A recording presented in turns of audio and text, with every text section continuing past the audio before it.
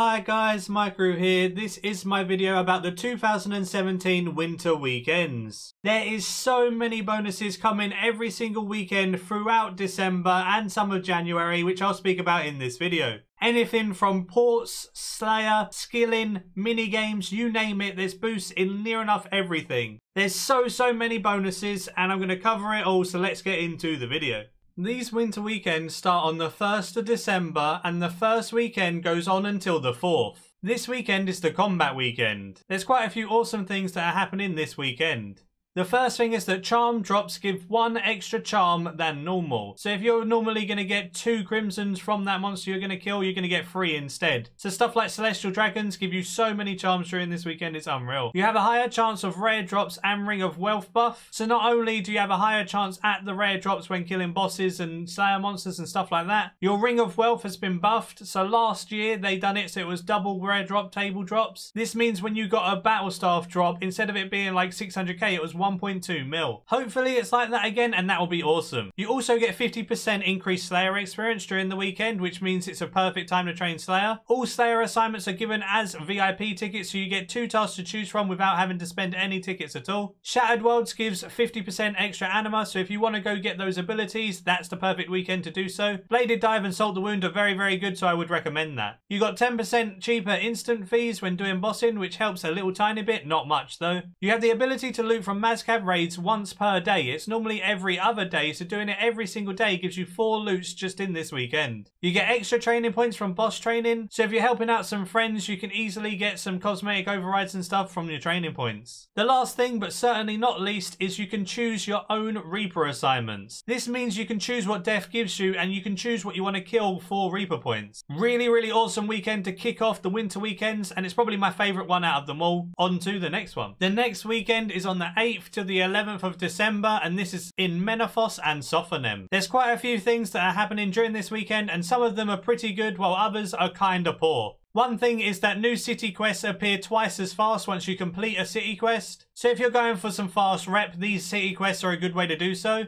You get 75% increased experience from Shifting Tombs. Shifting Tombs can be some really nice experience in agility, runecrafting and stuff like that, especially if it's 75% increased at mid-levels. So that's not bad at all. You get 50% increased reputation in Memaphos, so like I said, if you wanted some quick and easy rep, this is a good time to do so. You get an increased chance for Menaphite gift offerings, so if you go pickpocket the gullible tourist or something, you might get quite a lot of gift offerings. You get 25% more Slayer experience within the Sophanem dungeon, so if you get corrupted creatures, soul devourers and stuff like that, now's the time to kill them. You get bonus chance of Black Ibis at Pyramid Plunder. I don't know how much it's been increased, but the bonus chance probably won't make it viable enough to actually go get the Black Ibis because of how rare it is. Unless they buff it by a considerable amount, it just won't be worth it. You get double experience from Plover bird hunting, so if you're a low hunter level, I guess this is okay. You get 50% base pickpocket chance in Memaphos increase, so it's much less likely for you to get caught. Combo this with the increased chance of Menaphite gift offerings on the gullible tourists at low thieving levels, it's not actually that bad. You also get triple experience from harvesting luminous wisps. Unfortunately, you don't get triple experience for actually dunking them into the colony, so you're only actually getting more experience from harvesting the wisps themselves. That's not going to increase your experience an hour by 2 drastic amounts, so I don't think it'd be worth doing that. On to the next weekend.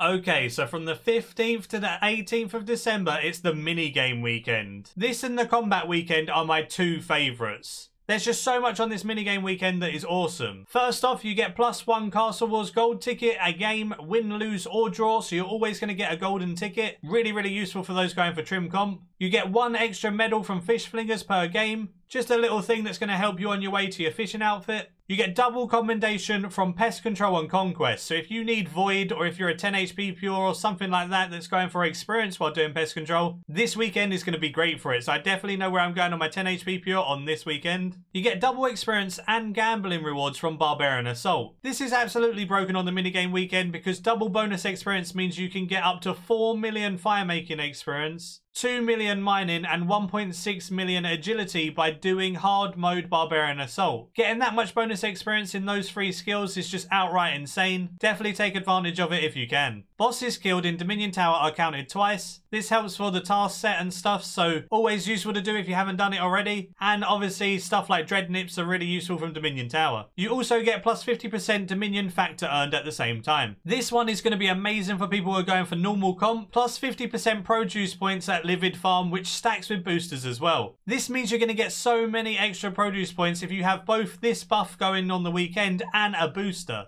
It makes the comp requirement much less tedious by giving you 50% more points. If you're going for comp, why not do it now? You get extra 600 daily bonus points from Cabbage Face Punch, so if you're going for the Seeder side or the Farmer's outfit, at least you're going to get more bonus points and you can cram out loads and loads in one day. You get 100% increased Memaphos rep while in Shifting Tombs. This coming off of the back of the Memaphos weekend, people probably won't need rep because they'll get it during that time if they need it, but it's still something that's decent. You get double Zeal from Soul Wars, which means you're going to get extra points if you do like Soul Wars and you are looking to get a pet or something from there. I guess this is okay. Not many people do Soul Wars really though. Shattered Worlds grants 50% extra anima. So if you don't actually want to do it during the weekend that you're doing combat and you're doing all your Slayer and stuff, there's another time to do it now during the minigame weekend. The last thing is you get double points from Stealing Creation. Stealing Creation is perfect for the low and mid-level players. You can get up to 500,000 bonus experience in slow skills like fishing and stuff during this weekend.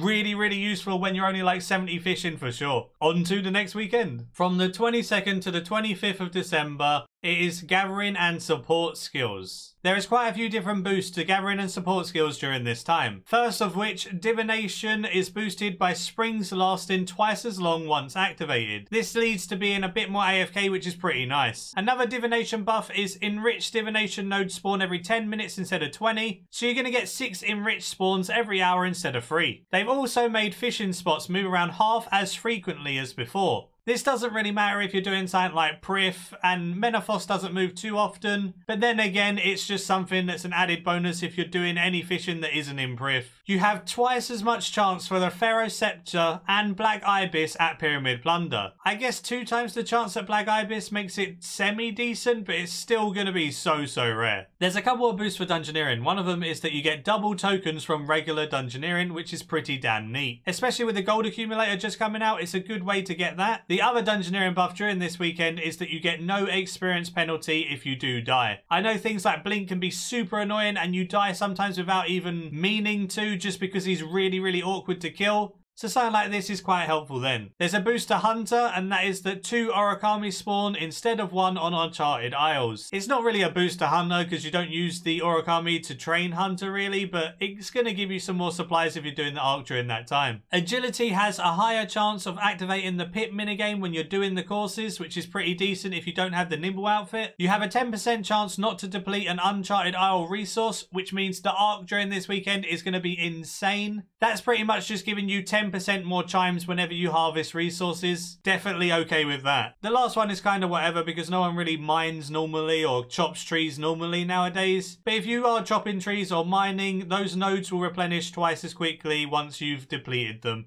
On to the next weekend. From the 29th of December to the 1st of January, it's Clue Scroll Weekend. Clue Scroll Weekend is pretty hype as well, and I'll probably do a video on it because I really do enjoy some Clue Scrolls. You get 1 free reroll for clue rewards per day. An extra reroll is pretty decent. 1 more chance at a die. You get an improved chance for Clue Scrolls from drops and pickpocketing, which means you go pickpocket elves, you get your clues faster than normal, and you go do them with some improved loot. You can also go to Jilly Willikers, and he'll give you a free Clue Scroll every single day. The clue given is dependent on your total level. So if you're between level 37 to 1400 total, you'll get easy. If you're 1401 to 2000, you'll get medium. If you're 2001 to 2500, you'll get hard. And if you're over 2501, you'll get elite. So the higher level you are, the more likely you are to get good rewards from your free clue scrolls. Each clue scroll completed during this weekend will give you a festive box. These festive boxes contain food, and they can also contain Slayer VIP tickets, Silverhawk Downs, Tight Springs, charms,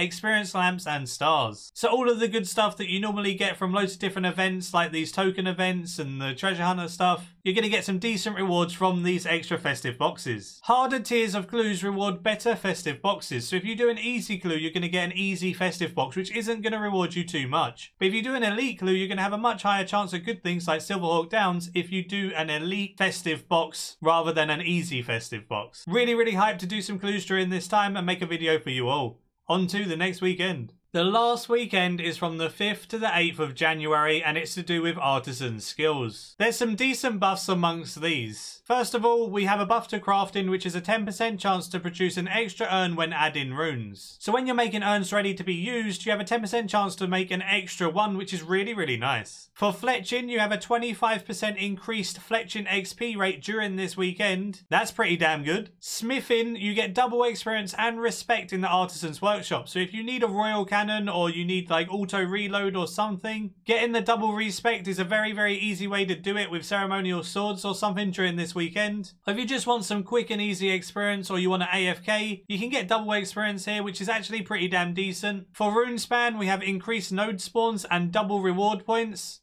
So if you want to get some massive pouches or you want to get some unstable essence or something, this is the good time to do it. Having increased node spawns should be a very, very good thing as well because you have much more active time on good nodes. For construction, there's a 10% increased chance to save planks with the Scroll of Proficiency. This means you're going to save some extra money doing construction during this weekend. I would probably still keep construction for double XP though. For cooking, we have a reduced chance to burn food. So if you have cooking gauntlets and this buff, you're going to burn food at a very, very low rate, which is really nice. And lastly, with Herblore, we have an extra 2.5% chance to save a secondary ingredient when mixing potions. That's pretty neat. It's just some extra money saving while training Herblore, so why not? And that's it for the last weekend. There's just one more thing I want to speak about before ending this video. The last thing I want to comment on, for 5 weeks, starting on the 1st of December all the way through to the 8th of January, there's a boost to player-owned ports. This ports buff will be active over the whole 5 winter weekend weeks, not just the weekends, but the full weeks. These buffs are as follows. You can now do 25 voyages per day instead of 15. All player-owned ports voyages return 30% extra resources or trade goods, which is absolutely crazy. This is going to get you towards everything that you need way quicker and like new crew and stuff if you're progressing. It's going to be really, really nice. Now you've also got the ability during these 5 weeks to get the barmaid special voyage on Saturdays and Sundays as well. Normally it's only Thursdays you can get this, but now you can get it 3 days of the week. These voyages are normally pretty damn good as well. This is even more reason to make sure you do your ports every single day, whether it's so you can progress to a new area, whether you can make some money from the resources you're going to get. Whatever you're doing it for, definitely make sure to take part. That's it for this video. Do give it a like if you did enjoy, subscribe if you're new for loads of future content all related to RuneScape 3, and until next time, see ya.